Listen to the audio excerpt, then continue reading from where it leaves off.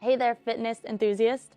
Welcome back to our channel. Today we are diving into the world of applied behavior analysis, or ABA, and exploring how two important terms, forward chaining and backward chaining, are used in the gym to enhance our workouts and achieve our fitness goal. So let's get started. Before we jump into how forward chaining is used in the gym, let's briefly understand what it is. According to Cooper et al. Of 2019, forward chaining is a method for teaching behavior change that begins with the learner being prompted and taught to perform the first behavior in the task analysis.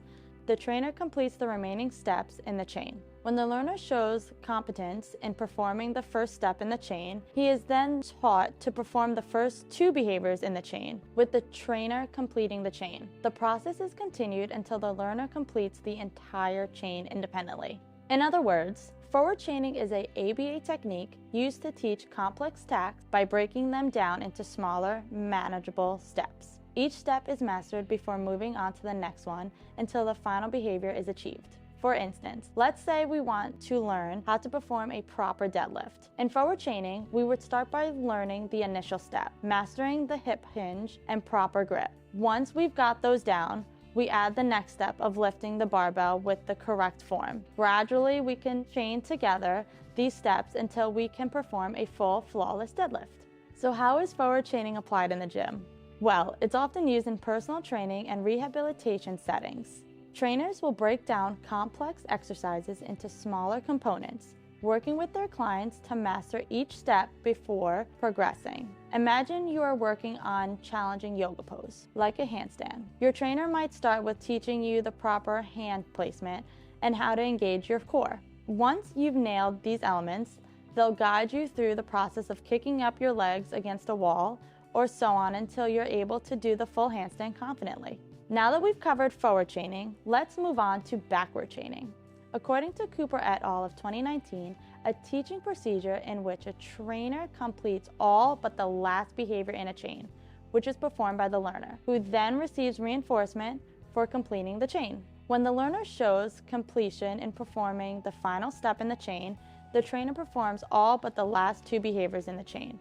The learner emits the final two steps to complete the chain, and reinforcement is delivered. This sequence is continued until the learner completes the entire chain independently. In other words, this technique involves teaching a task by starting with the last step and then moving backwards to the beginning. Think of backward chaining as a way to complete the task. For instance, if your goal is to complete a certain number of pull-ups, your trainer might have you start with a final repetition and work backwards. Backward chaining is often used to build momentum or overcome mental barriers. It's beneficial for individuals who might feel overwhelmed by a task or lack confidence in their abilities. Let's say you're aiming to run a mile in a specific time. Your trainer might say to start from the last 400 meters and work backwards.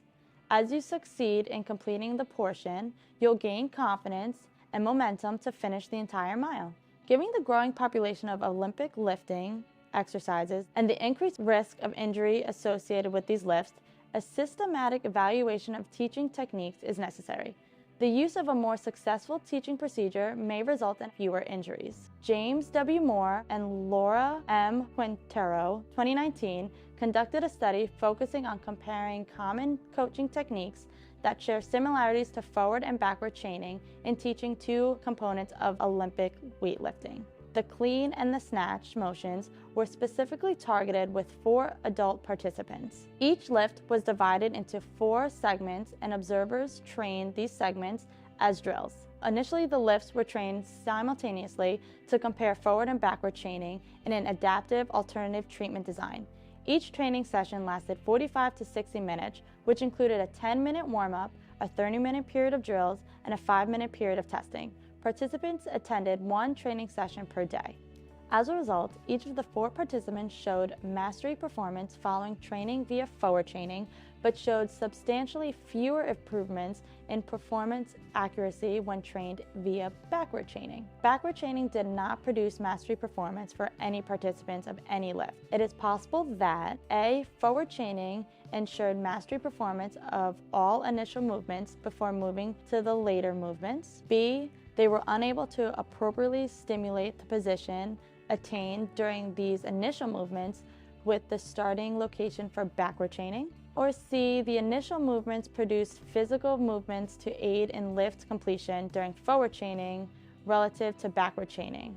Thus, in each comparative application, forward chaining was superior to backward chaining in teaching these Olympic weightlifting movements. And there you have it, the application of forward and backward chaining in the gym. These ABA techniques can greatly enhance our learning process and boost confidence in tackling challenging exercises and fitness goals. Thanks for joining us today. Stay motivated, keep pushing forward, and we'll see you in the next video.